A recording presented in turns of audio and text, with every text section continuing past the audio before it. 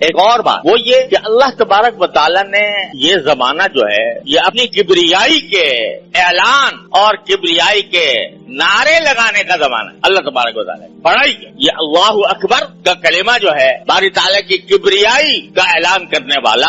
یہ میں نے عرض کیا کہ 9 تاریخ سے تو انشاءاللہ ہر نماز کے بعد اللہ اکبر لا الہ الا اللہ واللہ اکبر وللہ الحمد یہ کبریائی کے نعرے بلند کرنے کا زمانہ ہے اور اس میں واجب ہے. لیکن عام دنوں میں بھی جو یہ زمانہ گزر رہا ہے یکم ذو الحجہ سے 9 ذو الحجہ کا اس میں بھی چلتے پھرتے یہ کلمہ تکبیر کا پڑھنا مستحب. چلتے پھرتے اٹھتے بیٹھتے اللہ اکبر لا الہ الا اللہ واللہ اکبر وللہ الحمد چلتے پھرتے اٹھتے بیٹھتے. بعض صحابہ کرام سے مروی ہے کہ وہ اس زمانے میں حضرت ابو ہریرہ حضرت عبداللہ ابن عمر رضی اللہ تعالیٰ عنہما یہ بازار میں نکلتے تھے اور بلند آواز سے کہتے تھے اللہ اکبر لا الہ الا اللہ واللہ اکبر وللہ الحمد. تو بازار والے بھی بلند آواز سے یہ تکبیر کہتے تھے. اور بعض اوقات مینا کے اندر یہ معاملہ ہوتا تھا تو مینا کی بستی جو ہے وہ گونج اٹھتی تھی تکبیروں سے. تو یہ ایک ایسا عمل ہے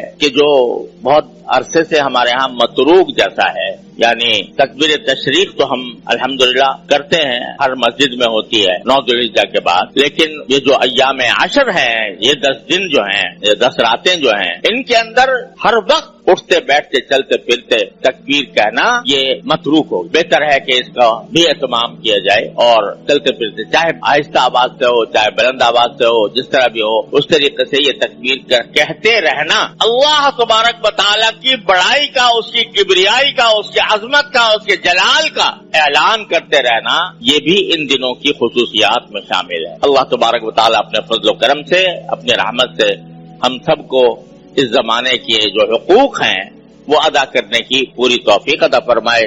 وآخر دعوانا ان الحمدللہ رب